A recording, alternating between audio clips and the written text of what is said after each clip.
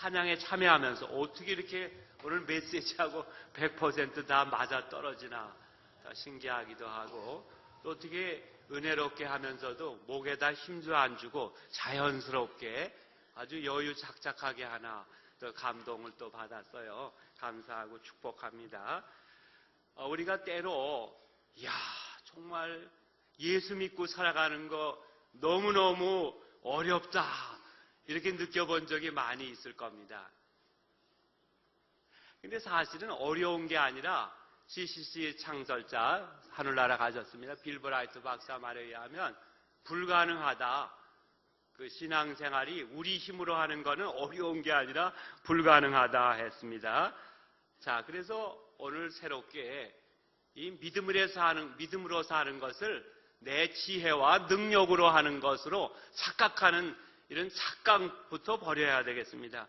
정말 찬양도 있었습니다만은 그리스도인답게 남은 여생을 산다는 게 우리 인간의 힘으로는 어려운 게 아니라 불가능하고, 다만 능력 주시는 자 안에서 우리 하나님 안에서만 가능하다는 것, 또 하나님을 통해서만, 하나님에 의해서만 가능하다는 것 기억하고 새 출발할 수 있기를 바랍니다. 우리가 삶을 살면서 숱한 어려움에 부딪힙니다. 지난 주간에도 여러분 얼마나 어려운 현실에 직면하여 고민이 많았습니까?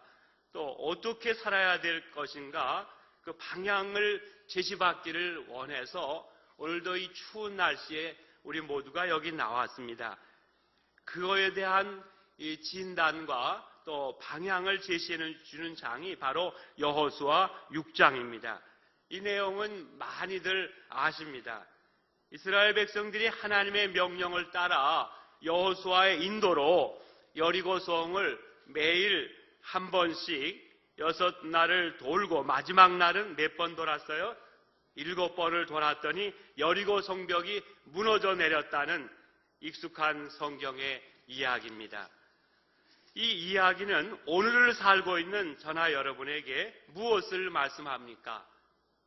우리로서는 할 수 없는 일을 하나님은 하신다는 것을 말해줍니다. 그러면 이러한 하나님이 하게 하시는 이 속에서 우리의 역할은 무엇입니까? 우리 그리스도인으로서 이번 주간 행군하는 자세는 어떠해야 됩니까? 살벌한 전쟁터에 다시 뛰어들어야 될 우리에게 있어서 이제 하나님은 하나님의 백성의 진정한 싸움의 자세, 기독교인들의 행군의 자세를 말씀해 주십니다. 첫째로 초점을 하나님께 맞추어야 된다. 이렇게 성령께서 말씀하십니다. 저걸 한번 읽어봅시다. 초점을 하나님께 맞추어야 됩니다. 다시 한번 초점을 하나님께 맞추어야 됩니다. 자, 저도 그렇고 여러분도 그렇고 은혜가 사라질 때는 자기중심적인 거예요. 내가, 그리고 가정생활 할 때도 내 기분이 좋으냐 나쁘냐가 표준인 것 같아요. 또 교회생활도 마찬가지. 기분 나쁘면 안 해. 사회생활은 물론이고요. 그러나 신앙으로 산다는 것은 나에게서 초점을 옮겨서 하나님에게로 가져가는 것입니다. 다시 한번 초점을 하나님께 맞추는 우리들이 되기를 바랍니다. 이 교훈을 가르치기 위해서 본문에 두 가지 도구, 툴이 등장하는데, 첫째는 언약궤입니다. 자, 언약궤. 그래서 언약궤는 이스라엘 백성들에게 있어서 하나님이 함께 하신다는 임재의 상징이었습니다. 자, 오늘 본문 가운데 7절을 한번 우리 다 같이 읽었으면 좋겠습니다. 7절. 화면에 나오기를 바랍니다. 시작.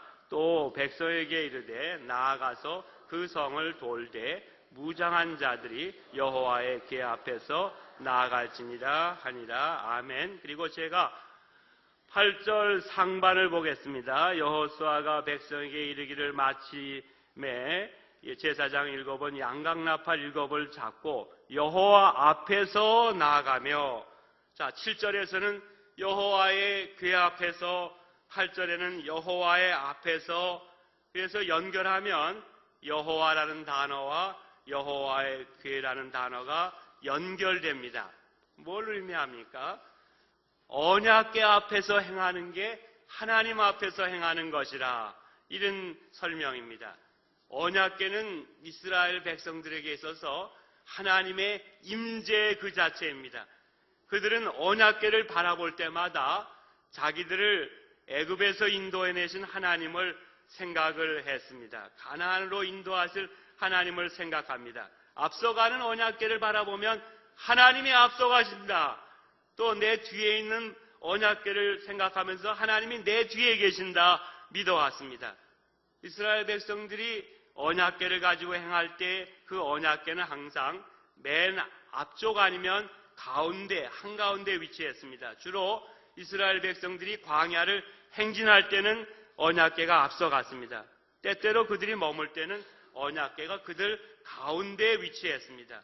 앞서갈 때는 이스라엘 백성들은 앞서가시는 하나님, 이렇게 고백했습니다. 한가운데 위치할 때는 우리 가운데 계시는 하나님, 이렇게 고백했습니다. 주님께서 말씀하셨죠. 마태복음 18장 20절, 두세 사람이 내 이름으로 모인 곳에는 나도 그들 중에 있느니라. 아멘. 이 가운데 우리 주님이 함께 하시는 줄로 믿습니다. 이와 같이 이스라엘 백성들은 항상 하나님의 임재하심을 체험했던 것입니다. 두 번째로는 나팔의 역할입니다. 이스라엘 백성에게 있어서 나팔은 중요한 의미가 있는데 여기에서는 두 가지를 우리가 찾을 수 있습니다. 첫째, 이스라엘 백성들은 나팔을 울리는 것을 하나님의 행동, 계시, 명령으로 여겼습니다. 즉 하나님이 이제부터 행동하신다, 나팔 소리가 들리면 주님께서 다시 오시는 사건을 데살로니가전서 4장 16절에 보면 천사장의 소리와 함께 우리 주님은 미래에 그날 오신다고 말씀하십니다. 나팔 소리가 울리는 동시에 주님이 역사 속에 다시 오신다고 하는 것입니다. 자, 8절 말씀 보면 여호수아가 백성에게 이르기를 마침에 제사장 일곱 양각 나팔을 잡고 여호와 앞에서 나아가며 나팔을 불고, 자, 다른 게 아니라 이런 나팔입니다. 양각 나팔, 제사장들이 부는 나팔인데 우리는 잘 불질 못합니다. 이스라엘 사람도 아니고 제사장도 아니기 때문에 이런 나팔을 의미하는 것입니다. 그들은 나팔을 불면서 이런 생각을 했을 것입니다. 하나님이 지금 개입하신다. 하나님이 여리고로 향해서 나가신다. 우리 혼자 싸우는 게 아니라 하나님이 함께 하시는 싸움이다. 이렇게 이스라엘 백성들은 이 나팔 소리와 더불어 새 용기, 새 힘을 얻어 전진할 수 있었던 것입니다. 둘째, 이스라엘 백성들은 이 나팔 소리를 하나님의 말씀으로 여겼습니다. 선지자들이 하나님의 말씀을 전할 때 그 말씀은 나팔같이 들려온다고 이스라엘 백성들이 자주 고백했습니다. 이사야 58장 1절, 크게 외치라, 아끼지 말라, 내 목소리를 나팔같이 높여. 즉 이스라엘 백성들은 나팔 소리가 물림과 동시에 외쳐야 됐을 때 그들은 하나님이 말씀하신다 생각했을 것입니다. 이처럼 광야를 행진하고 또 이제 약속의 땅에 들어가서 여리고를 향하여 나가는 이스라엘 백성들에게 하나님은 언약궤와 나팔을 사용하여 그 백성들이 하나님께 먼저 초점을 맞추도록 도와주셨습니다. 자, 오늘 우리 입장에서는 이 교회당에 구체적으로 말씀드리면 이 강당과 또 이 설교자들을 통해 이제 우리들이 하나님께 초점을 맞추도록 이렇게 촉구하시는 것을 우리 기억하면서 오늘 주님의 말씀을 듣고 응답하고 나아갈 수 있기를 바랍니다. 두 번째, 주님께서 말씀하신 것은 침묵하라 였습니다. 침묵하라. 이스라엘 백성들이 여리고성을 도는데 참 그 행진이 참으로 이상하고 괴이한 것 아닙니까? 아니, 난공불락에 여리고성을 점령해야 되는데 스파이를 보낸다든지 무슨 선발대를 보낸다든지 전략적으로 해야 되는데 이게 참 이상한 거예요. 성을 돌라, 또 나팔을 불며 행진하라 하는데 거기에다가 설상가상이라고 또 부과된 기이한 명령이 있습니다. 10절 말씀 한번 여호수아 6장 10절 한번 말씀 다 같이 읽읍시다. 여호수아가 백성에게 명령하여 이르되 너희는 외치지 말며 너희 음성을 들리게 하지 말며 너희 입에서 아무 말도 내지 말라. 그리하다가 내가 너희에게 명령하여 외치라 하는 날에 외칠지니라 하고 아멘. 너희 음성을 들리게 하지 말며 너희 입에서 아무 말도 내지 말라. 자, 이스라엘 백성들에게 하나님은 말할 수 있는 자유를 1절 봉쇄하셨습니다. 자, 그들은 언약궤의 시선을 고정시키고 귀는 어느 소리를 향했어요? 나팔 소리를 향했습니다. 그리고서는 아무 말도 해서는 안 된다는 명령을 받은 것입니다. 왜 그렇게 말씀하셨을까요? 그 시간에 말하도록 내버려 뒀으면 아마 뻔할 것입니다. 저나 여러분을 생각하면 되지 않아. 아니 지금 여리고 함락시키러 가는데 이건 뭐하는 명령이야? 이게 무슨 여리고성을 돌고 나팔을 불고 또 입을 다물란 이제 이렇게 이렇게 나팔을 불라니 이게 뭐하는 소리야 하고 부정적으로 말했을 거예요. 그래서 옆에 사람에게 전달되고 전체에게 그 영향이 미쳐서 그 행진을 포기했을 것입니다.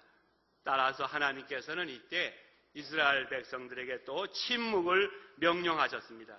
오로지 법궤만 바라보고 오로지 나팔 소리에 귀를 기울이면서 침묵하도록 하나님의 음성을 듣도록 촉구하셨습니다. 이것이 우리의 경건 생활에도 적용이 돼야 되겠습니다. A.W. 토저라고 하는 신학자는 이런 말을 했습니다. 다 같이 한번 읽어봅시다. 그리스도인의 경건 훈련에서 가장 중요한 것은 침묵의 훈련이다. 왜냐하면 침묵을 배우지 않고는 하나님의 음성을 들을 수가 없기 때문이다. 사실 우리는 너무 지난 주간에도 떠들며 살았습니다. 불필요한 이야기를 너무 해댔습니다. 떠들다 보니 이웃의 이야기를 들어줄 이러한 시간과 여유가 없습니다. 아니 한 걸음 더 나아가서 떠들다 보니 하나님의 음성을 들을 수 있는 이러한 상황이 못 되었습니다. 여유가 없었습니다. 분위기가 되질 않았습니다. 우리가 계속해서 나 혼자만 떠들 뿐 하나님이 내게 무슨 말씀을 하고 계시는지, 하나님이 내게 무엇을 원하고 계시는지 사실 지난 주간 정도의 차이는 있지만 이제 그 음성을 듣기가 어려웠습니다. 이 시간 모두 다 눈을 감으시고 한 30초 동안만 하나님이 나에게 무엇을 말씀하시는지, 무엇을 원하시는지 한번 들어봅시다. 다 눈을 감으세요. 30초 동안.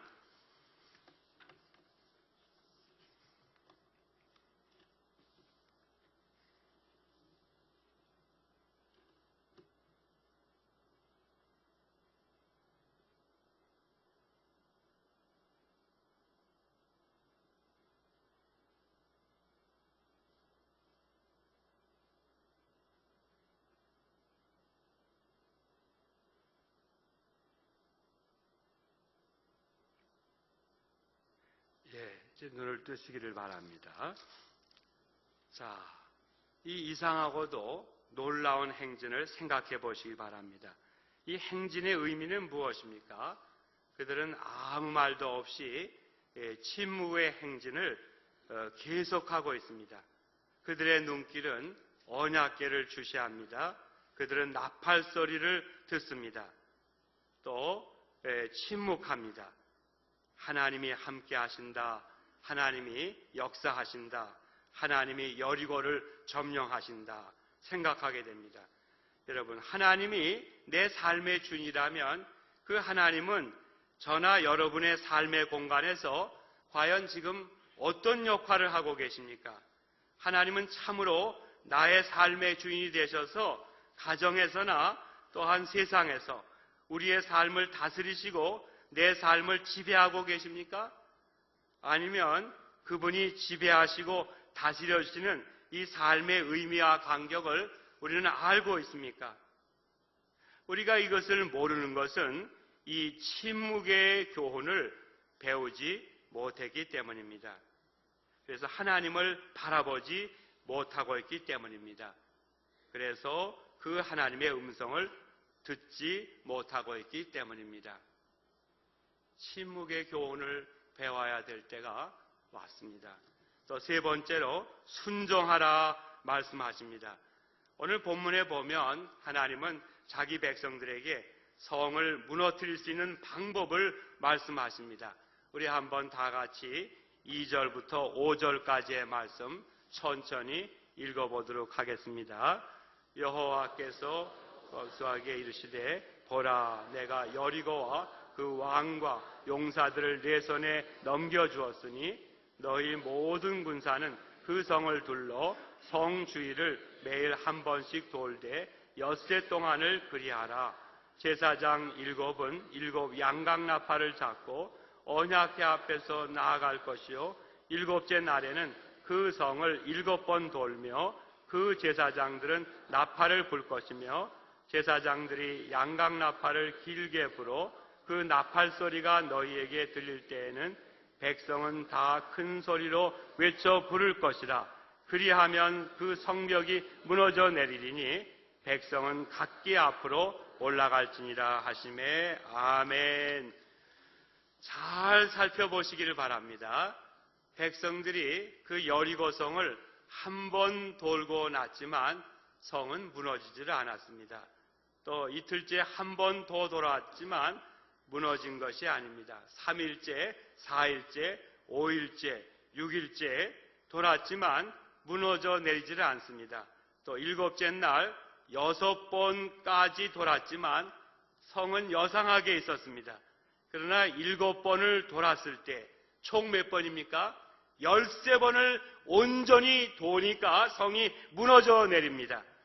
다시 말하면 하나님의 말씀을 하나도 어김없이 다 이행한 후에야, 다시 말하면 끝까지 순종한 이후에야 그 하나님의 약속이 이루어졌다고 하는 것입니다.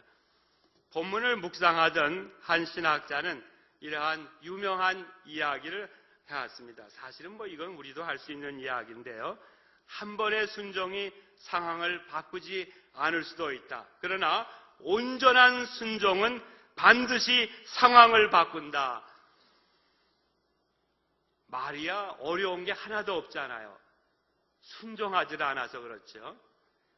우리는 때때로 한 번쯤은 하나님의 말씀대로 실행할 용의를 가지고 또 실제로 실행합니다.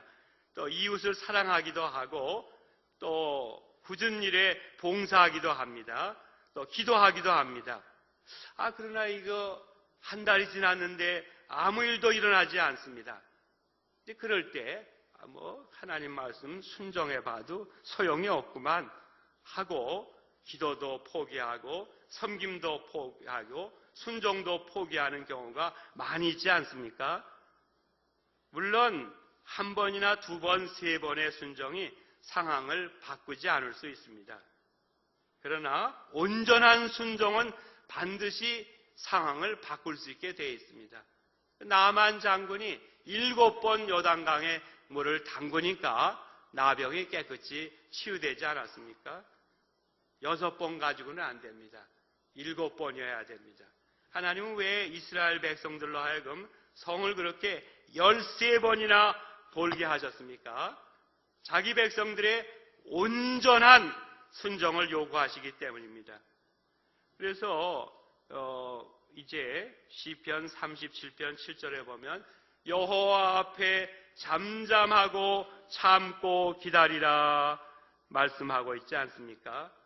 그런데 우리는 기다리지 못하고 불평, 컴플레인부터 합니다.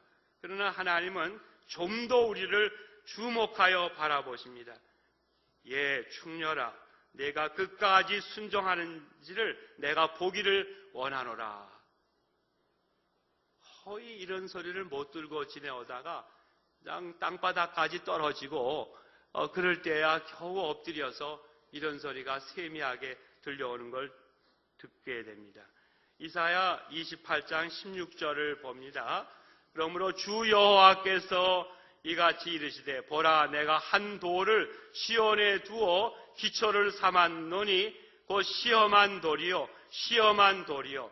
물론 이것은 비유입니다마는 그러나 어떤 의미에서 하나님은 돌도 시험하십니다. 하나님이 사용하시기 위해서는 연단된 돌이 필요하기 때문입니다. 마찬가지로 하나님은 저나 여러분을 거룩하게 온전하게 사용하기를 위해서 오늘도 삶의 현실 속에서 이런저런 것들로 우리를 갈고 닦으십니다. 그럴 때 우리에게 이제 아픔이 있는 거죠. 고통이 있는 거죠. 그분이 목적하시는 바에 합당하도록 하나님이 우리를 온전히 사용하실 때까지 하나님은 저나 여러분을 이 삶 속에서 계속 훈련을 시키시고 연단을 시키십니다. 그리고 나를 온전히 사용하실 만한 때에 이르러서야 비로소 하나님이 직접 개입하셔서 그 일의 성취를 이루시는 것입니다. 그때까지는 하나님은 기다리시는 것입니다. 우리가 하나님을 기다리지만 하나님께서 우리를 기다린다는 것을 잊지 말아야 되겠습니다. 하나님의 인내하심을 우리를 향한 놀라운 축복으로 아시기를 바랍니다. 아직 하늘이 어두워도 주의 말씀이면 마지막까지 끝까지 순종하세요. 기도했는데도 상황이 조금 나아지지 않았습니까? 그래도 다시 한번 하나님을 신뢰하고 의지하면서 하나님 말씀에 이번 주간에도 또 다음 주간에도 마지막까지 순종하는 여러분들 되기를 바랍니다. 마지막으로 하나님을 신뢰하는 것이 여리고성을 무너뜨릴 수 있는 마지막 길이었습니다. 자, 본문 넘어서 20절 읽기 전에 아까 그림 첫 번째 그림을 한번 보여주세요. 그래서 이건 두 번째 그림이죠. 예, 이제 그러면 성경 읽겠습니다. 본문 넘어서 20절 말씀을 한번 우리 다 같이 읽었으면 좋겠습니다.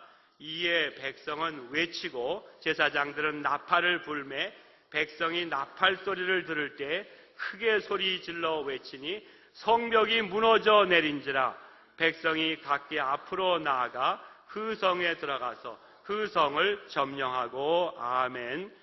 나팔 소리를 들을 때에 크게 소리질러 외치니 성벽이 무너져 내린지라.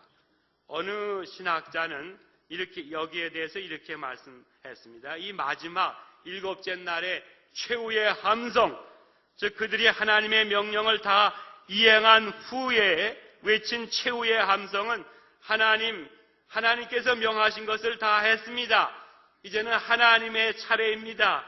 하나님이 역사하실 차례입니다. 하나님이 하실 줄 믿습니다. 라는 믿음의 함성이고 믿음의 외침이며 믿음의 아우성이다. 이렇게 주회를 했습니다. 맞는 말씀이겠습니다.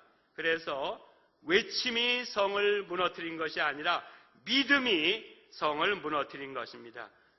여기에 대한 히브리서 11장 30절의 말씀을 보면 믿음으로 7일 동안 여리고를 도니 성이 무너졌으며, 자, 이 성을 무너뜨린 것은 믿음이라고 설명하고 있는 것입니다. 자, 이 행진은 그래서 처음부터 다른 게 아니라 믿음이 요구되는 행진이었습니다. 오늘 본문 3절, 4절을 다시 한번 눈으로 보시기 바랍니다. 그들은 그 말씀을 믿었습니다. 이것이 어리석은 명령 같아도 나보다 더 지혜로우신 하나님의 명령이기 때문에, 또 전지하신 하나님의 명령이기 때문에, 우리를 애굽에서 인도하여 가나안으로 인도하시는 신실하신 하나님의 명령이기 때문에 그대로 하겠습니다 하고 마지막까지 순종하고 마지막까지 하나님을 신뢰했던 것입니다. 그 결과 여리고성이 무너져 내렸습니다. 때때로 당장 주어지는 이 메시지가, 또 그 메시지가 내 이성과 반대되는 것 같아 보일지라도 하나님이 누굽니까? 저나 여러분보다 지혜로우신 분 아닙니까? 하나님한테 속은 분이 있습니까? 하나님은 신실한 분 아닙니까? 또 하나님은 전지전능한 분이 아닙니까? 나를 사랑해서 하신 말씀을 믿고 마지막까지 순종하고 마지막까지 신뢰하고 하면 하나님이 역사하심을 믿으시기를 바랍니다.